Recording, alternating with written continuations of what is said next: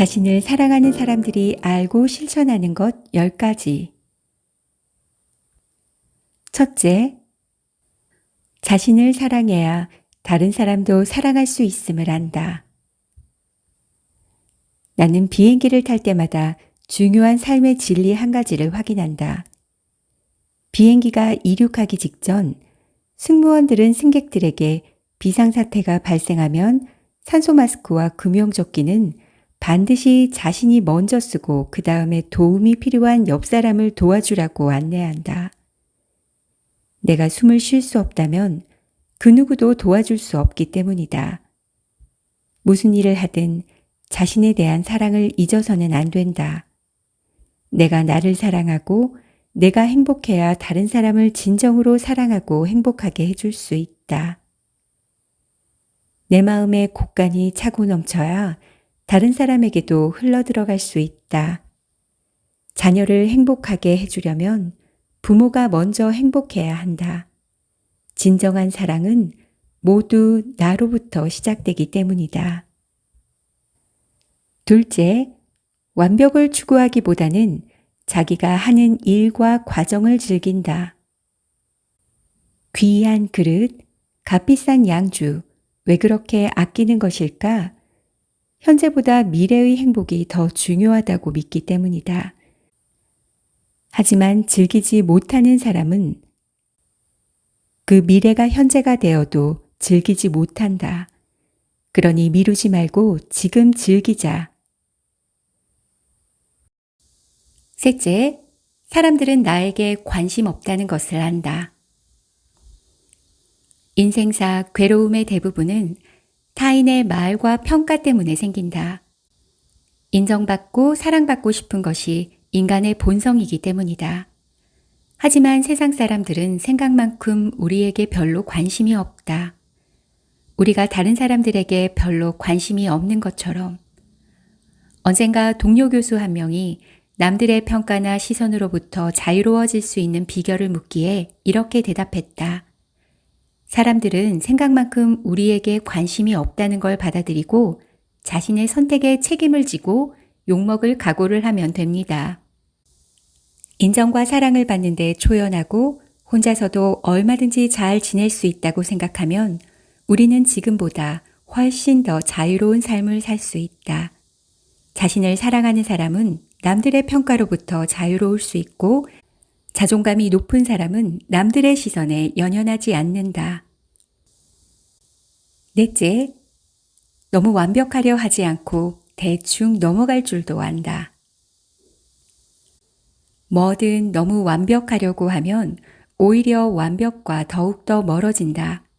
쉽게 지치고 앞으로 나가지 못하기 때문이다. 지나치게 잘하려고 해서 오히려 더 이상 잘할 수 없는 것을 완벽의 마비라고 한다. 아주 뛰어나지 못해도 그 일 자체를 즐기고 과정을 즐기다 보면 조금씩 나아진다. 무슨 일을 하든 이루고자 하는 마음을 갖되 완벽을 추구하지는 말자. 평화로운 마음을 유지하면서 지치지 않는 힘으로 끝까지 가려면 기준을 조금 낮추고 대충 넘어갈 줄도 알아야 한다. 조금 모자라고 서툴어도 자신을 소중하게 여기자. 나를 사랑한다는 것은 나 자신의 불완전함을 인정하고 마음에 드는 나뿐 아니라 마음에 들지 않는 나도 받아들이며 강점뿐 아니라 약점도 인정하는 것이다. 다섯 번째, 자기 자신을 격려할 줄 안다. 누군가를 변화시키는데 격려만큼 좋은 것은 없다. 자기 자신을 변화시킬 때도 마찬가지다. 그리고 가장 지속적이고 강력한 효과를 발휘하는 격려는 자기 자신에게 하는 자기 격려다. 우리의 영혼은 다른 사람이 아닌 우리 자신의 위로와 격려를 받을 때 가장 큰 힘을 얻는다. 가장 효과적인 자기 격려는 꿈을 이룬 미래의 자신이 현재의 자신에게 해주는 격려다. 3단계를 거치면 된다. 첫째, 노력하는데도 아직까지 성과가 없는 일이나 중도에 포기하고 싶어지는 일 한 가지를 찾아본다. 포기하고 싶게 만드는 장애물은 무엇인가? 둘째, 타임머신을 타고 미래로 날아간 것처럼 10년 혹은 20년 후 꿈을 이루어 행복하게 살고 있는 자신의 모습을 상상해 보라. 그리고 그 꿈을 이루기 위해 거쳐왔던 과정을 그려보라. 셋째, 미래의 관점에서 현재의 나를 바라보라. 지금 겪고 있는 문제와 그 문제를 포기하지 않고 극복할 수 있는 해결책을 찾아보라. 그런 다음에 현재의 내가 다시 도전할 수 있도록 따뜻하고 진지하게 조언하고 격려하라. 여섯 번째, 자기 자신과 주고받는 내면의 대화가 긍정적이다. 우리의 운명을 조종하는 대화가 있다. 바로 우리가 우리 자신과 주고받는 내면의 대화다. 내면의 대화는 좌절과 희망, 열등감과 자신감의 차이를 가르고 나아가 우리 삶의 방향과 질을 결정한다. 운명을 바꾸고 싶다면 자기 자신과 주고받는 혼잣말부터 바꿔야 한다. 안 된다, 싫다, 못하겠다 같은 부정적인 말은 불만을 부르고 가능하다, 좋아, 해볼 거야 같은 긍정적인 말은 행복을 가져온다. 오늘 우리가 무심코 주고받는 내면의 대화가 우리의 인생을 바꾼다. 행복하려면 부정적인 단어를 줄이고 긍정적인 단어를 늘려야 한다. 다행스럽게도 우리가 선택할 수 있는 단어는 모두 공짜다. 일곱 번째, 갖지 못한 것이 아니라 갖고 있는 것에 초점을 맞춘다.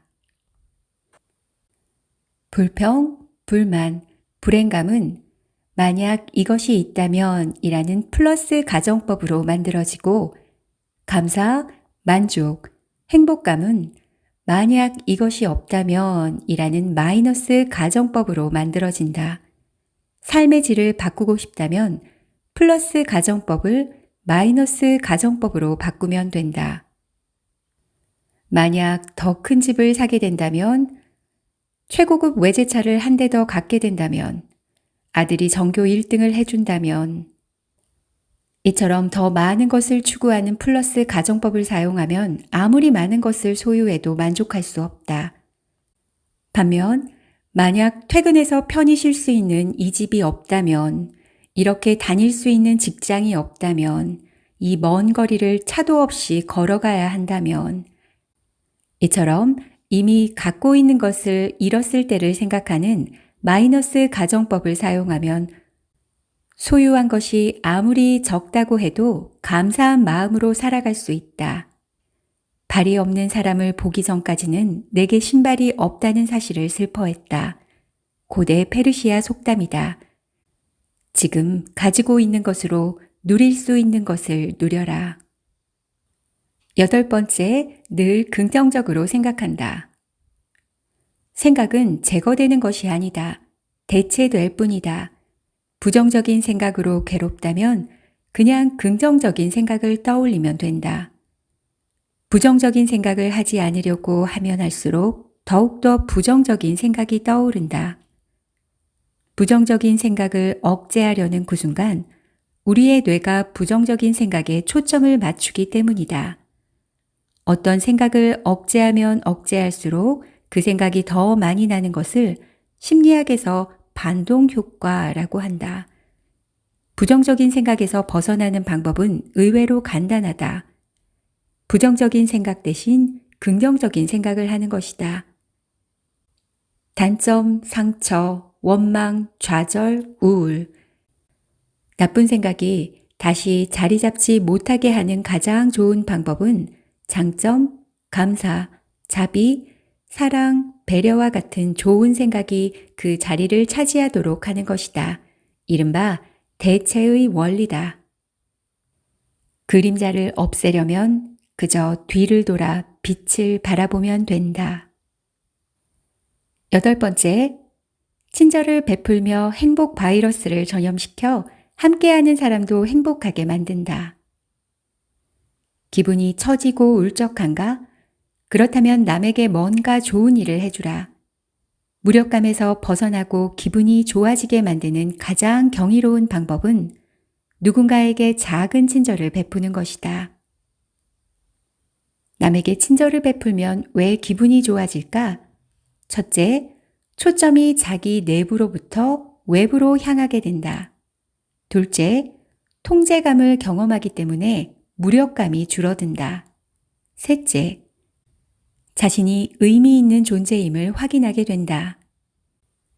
스탠퍼드 대학교 제니퍼 아커 교수는 사람들은 남을 위해 좋은 일을 할 때 가장 큰 행복감을 느낀다는 것을 발견했다. 남을 돕는 과정에서 일어나는 몸과 마음의 긍정적인 변화를 헬퍼스 하이라고 한다. 우울감에서 벗어나고 싶다면 미소를 짓건, 작은 선물을 하건, 짐을 들어주건, 맛있는 음식을 대접하건, 이야기 상대가 되어주건, 다른 사람을 행복하게 해줄 수 있는 작은 일 한 가지를 실천해 보라. 9번째, 남을 미워하면 자신의 마음이 미워진다는 것을 안다. 남을 미워하면 저쪽이 미워지는 것이 아니라 내 마음이 미워진다. 부정적인 감정이나 미운 생각을 지니고 살아가면 그 피해자는 누구도 아닌 바로 나 자신이다. 미워하는 것도 내 마음이고 좋아하는 것도 내 마음에 달린 일이다. 누군가를 험담하거나 미워하는 행위는 언젠가 자신에게 돌아오는 것을 부메랑 효과라고 한다. 기분이 나빠지고 자존감도 떨어지며 비열한 사람이 되고 뒷담화를 주고받던 사람과 좋은 관계를 오래 유지할 수도 없다. 당사자에게 흘러들어가면 치명적인 문제를 일으키고 화해를 시도해도 관계 회복이 어렵다. 무엇보다 누군가를 험담하거나 미워하면 나쁜 기운이 내 안으로 스며들어 내 마음이 미워진다는 것이다. 자존감이 높은 사람은 뒷담화의 유혹에 휘말리지 않는다. 검지 하나로 손가락질을 할 때 3개의 손가락은 나를 가리키고 있다는 사실을 명심하자. 10번째, 아무리 바빠도 건강을 돌보고 휴식을 취할 시간을 낸다. 무슨 일을 하든 지치지 않는 힘으로 오래 하려면 건강이 뒷받침되어야 한다. 건강을 지키려면 무엇보다 간간히 휴식을 취해야 한다. 휴식은 시간이 날 때 취하는 것이 아니라 전략적으로 선택해야 한다. 아프리카 속담에 빨리 가려면 혼자 가고 멀리 가려면 함께 가라. 이 말을 살짝 바꾸면 조금 가려면 쉬지 말고 멀리 가려면 쉬어가라. 발명왕 에디슨은 이렇게 말했다. 나는 생각이 벽에 부딪힐 때면 해변이나 강가로 나가 낚싯줄을 들이운다.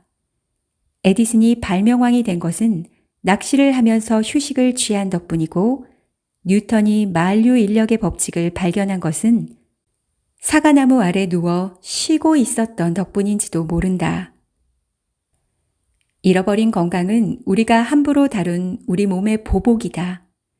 주기적으로 하던 일을 멈추고 휴식을 취하고 운동을 하라. 10분의 휴식, 5분의 산책, 1분의 스트레칭이 삶의 질을 바꾼다. Stop and rest. 이상은 자신을 사랑하는 사람들이 알고 실천하는 10가지였습니다. 세상에서 가장 불행한 사람은 자기 자신을 사랑하지 않는 사람이 아닐까요? 나의 초라한 모습도 자랑스럽게 여기며 나는 소중한 사람이다 라고 규정해 보세요. 나를 사랑하는 일을 게을리하지 않는다면 모두에게 사랑받고 매력있고 자신감 넘치는 행복한 사람이 될 것입니다. 감사합니다.